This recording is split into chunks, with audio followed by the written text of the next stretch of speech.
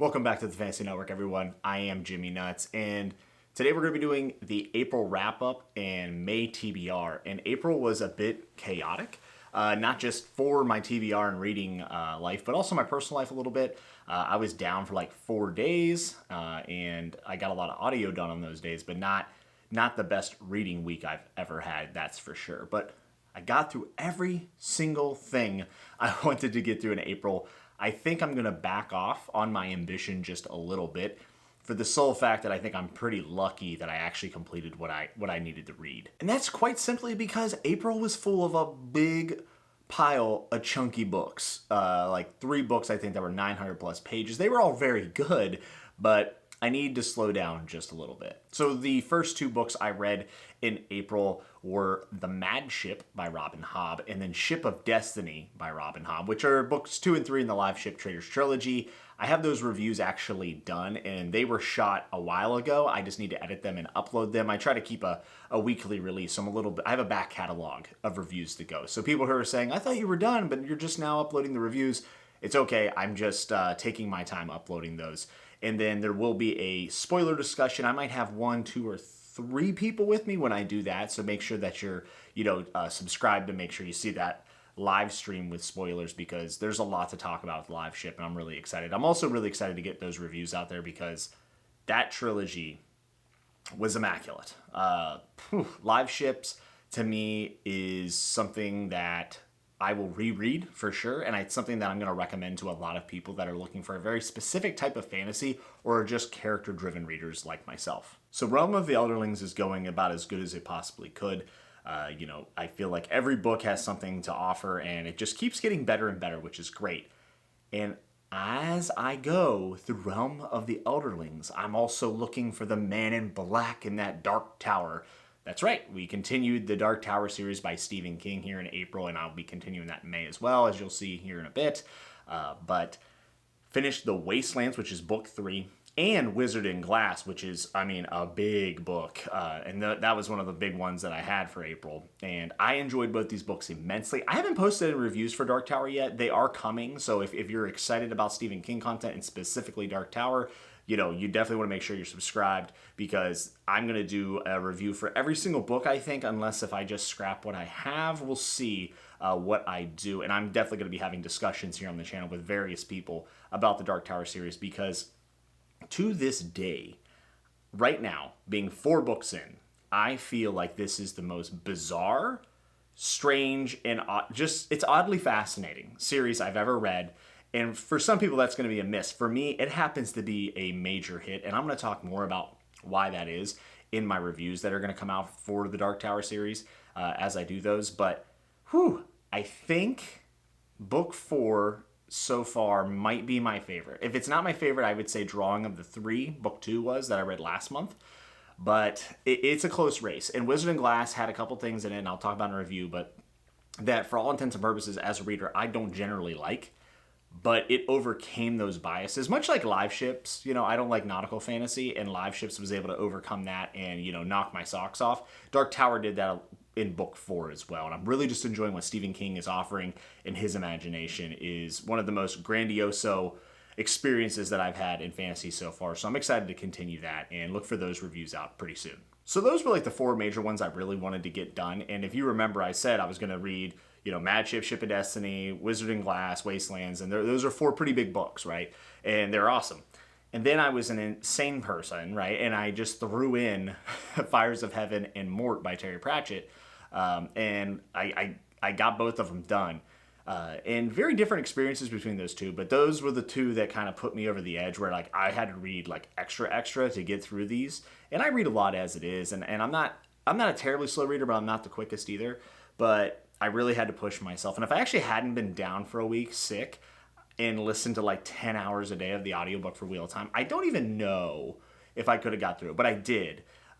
And I had varying experiences through both books. The Fires of Heaven by Robert Jordan is book 5 in the Wheel of Time. This is a series. I started this book and I got 200 pages in. Actually, it's been a whole year ago. I keep saying it's been 9 months, but it's been a year since I kind of put a pause on Wheel of Time, and for various reasons, but got back into it and finished The Fires of Heaven. And how do I feel? Much like everything from book 3 on in Wheel of Time, it's a mixed bag. There's like some things that I really, really enjoy, and I'll be honest with you, I don't know if I'm interested in really doing a review of the book, because I feel like if I would have to do books 1 through 4 as well, which I haven't reviewed on the channel, I think I'd be repeating myself a lot. And maybe a spoiler discussion might be worth it at times, because there was a lot of major things that happened here in book 5, and there's plenty of stuff to talk about the books 1 through 4. But to be brief and not make this a Wheel of Time review, book 5, I feel like I'm mostly positive sometimes, but then sometimes I think back and there's things that really grate me. Like any series, it has flaws, right? The flaws in the Wheel of Time happen to grate me more than flaws that I see in other series. And that's just the way it is, and that's going to happen to different people. It's one of the most beloved fantasy series of all time. Of course, there's great things there. I thought the world building was amazing, both through books 1 through 4, and I felt like 5, it kind of slowed down just a little bit as far as that goes, but I still really liked what I got here. I really enjoyed that, without giving away spoilers, like the game of houses is being played, and now it's like the villains are entering that fold in that piece of the story, and I really like that. I like the idea of these big evil people, for lack of a better term, taking over like actual cities, right? I think that adds a really cool piece to the narrative, and that's one of my favorite parts of book 5 for sure. I also very much enjoyed Nynaeve. I thought that she had a lot of really good character development here, and I know like everyone seems to hate Nynaeve these first like 4 or 5 books. I found in book 5 for her to be a highlight. I think that her frustrations make a lot of sense. More so than any of the other characters, and how she can, be really, really annoyed by everyone. I actually understand her motivations for that. But there were scenes that I didn't necessarily love. There's like a circus type thing. I don't know. It didn't grab me at all. That was really well written, though, that circus scene was. But just some stuff where like I felt like we were kind of like just treading water at some points. But yeah, there's a lot to like here. Suwon and Logain, I think, and Min, the whole group is just what I wish I would have got more of that. There was like things in the books that I really enjoyed, and I didn't seem to get enough of. And the way that we switch POVs and stuff, and the different arcs that we followed, I kind of wish it would have been more divvied up, and I wish it would have been a little bit more back and forth, if that makes any sense. And then when it came to the ending, there was a part like right before the main climax that I pretty much just didn't like, if I'm being honest. And maybe if I make a spoiler video at one point, I'll talk about it. But at the end of the day, Wheel of Time is a great series. A lot of people love it. It is not my favorite series of all time, and it is definitely one that has certain things about it that I don't necessarily gel with. But there's also a lot about it to like, right? So will I be continuing the Wheel of Time? Yes. I don't know when. I don't know when I'll get around to it. It's also just massive, right? And there's things that I want to read more. So overall, book 5, Wheel of Time, was a mixed experience. And I'm sorry I kind of went on a little bit about this, but I just wanted to get some general, like, just some thoughts out there, because I haven't done reviews and people ask me about the Wheel of Time a lot. I enjoy the series. And then there's some things I don't. So that's kind of my opinion with book 5. I had a lot of magic with The Great Hunt, and it's like one of my favorite fantasy books I've read in a while, and one of my favorite endings ever as well. I am still trying to capture that magic from book 2, and book 3, 4, and 5 have not done that for me yet. But we'll see. Maybe the future is brighter as long as I can avoid the slog, right? So who knows? And then the last book I read, which was, the big bonus book, was Mort by Terry Pratchett. Oh, my goodness. I am going to be putting out a review for Mort by Terry Pratchett, so I don't want to go on and on, kind of like I did with the Fires of Heaven and Wheel of Time, since I might not put out a review for that. This could be very brief. Just know, this was my first experience with Terry Pratchett, and I expected good things, and I ended up getting great things.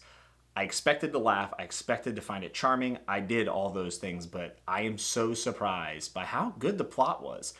For how simple it was and the little page count that it had, I felt like I got a ton of world building and a really nice plot and a good climax, and I'm ready to read book 2. Like, I had to kind of stop myself from wanting to continue on. I mean, the book was a page turner. I'm excited to review that, and I might group that with other short books. I got some other stuff coming down the pipe. So I don't know if Mort will be a standalone review or if it'll be included with other books. I might do like 2 or 3 books at a time that are a little bit shorter that I don't have a ton to say about. But I think I could probably go on about Mort for like 15, 20 minutes, actually. Really enjoyed that. What a way to cap off my month. It put me in a good mood. After I finished Wheel of Time 5, I was I was thinking about that book a lot because Wheel of Time is something that, is important to a lot of people. I like to articulate my thoughts about it. And as that's like churning in my brain, I'm reading Mort by Terry Pratchett, and it's just putting me in such a good mood. So that was just a mood lifter, and it got me in ready to read more for the month of May. So that kind of wraps up everything I did in April. Now let's get into May. And actually, before I start the May TBR, I just want to say, if you haven't checked it out, this month was also a monumental month for the channel here at the Fantasy Network because I started doing a podcast type show on Friday nights, usually about 7:30 p.m. Eastern time. It's called Chatting with Nuts. They're long form conversations with many of my peers here on BookTube, and it is my favorite thing to do. I love doing reviews. I love giving you all my thoughts and recommendations or whatever. I just like talking about books. There's something about long-form conversation that I absolutely love, and it is the preferred way of doing content for me. Now, does that mean I'm going to stop doing book reviews? No. The main thing about this is going to continue always to be book reviews, but it's exciting to have a place where I can go and basically just talk to my friends like Alex and Christian and Leslie, anybody, and I can bring them on and have conversation, get feedback from the live chat. It's just been a great time. So if you didn't check that out, they're all VODs here on the channel that you can watch. But I also would love to see you there live and to throw out questions for our guests. It's something I'm going to continue to do. I don't know if I'll be doing it every week. I might make it a twice a month type of thing, but just keep on a lookout in the community tab, and I'll make sure to keep you all updated on what I'm thinking about doing with that series. Yes, the May TBR though. Let's get to it. So the first book, and I've already started it, and I've actually switched to audio because the audiobook's really good, and that's Gryvars Blood, which is book 2 in the Combat Codes by Alexander Darwin. I really like Seago. I like Murray. I like this world. I'm enjoying it a lot thus far. I just started it last night, and I can already tell that there's a huge level up with Alexander's writing in this one, and the audible narration, I love it. I think it's just tremendous. I picked it up, I think it was like $7.50, totally worth it.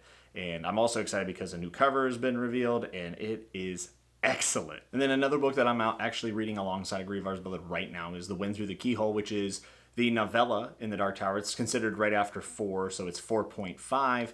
I've decided to read that. The Dark Tower reading order that I'm approaching is pretty bare bones, and the reason why is because I'm actually going to reread this series. And I've talked to a lot of people that have finished this, and I've kind of taken their recommendations and applied it to the way I want to accomplish this series. So when I reread, I think I'm going to do a lot more of the tie-ins then. But for now, I want to get through the main content and then revisit this later. This is a pretty short book. I'll be able to get through this. I don't know if I'll start book 5 of the Dark Tower this month because I really don't want to overload myself this month. I want to take my time and enjoy it. But that is for sure going to be completed in the month of May. So that's 2 books, and the rest of the books I will be reading are they're pretty straightforward. It's going to be the Tawny Man Trilogy, all 3 books of that. If I can finish it. I might not finish book 3, but I definitely will start it this month of May. And it's the Tawny Man, like I said, Tawny Man Trilogy by Robin Hobb, and it's the 3rd entry into the Realm of the Elderlings, and words can't really express how excited I am for this. You all know I love Realm of the Elderlings, I love Robin Hobb, and I love Fitz. I'm excited to get back into his head. I'm excited to see Burich and Chade and all these people. I'm excited to have my soul tap danced on by that wonderful mean lady Robin Hobb. I'm sure she's not mean, but man, she is soul crushing when she writes her books, and I'm ready for it. I'm excited to get hurt. I'm excited to experience this and some of the best characterization in all of fantasy, probably the best if I had to put my money down on it.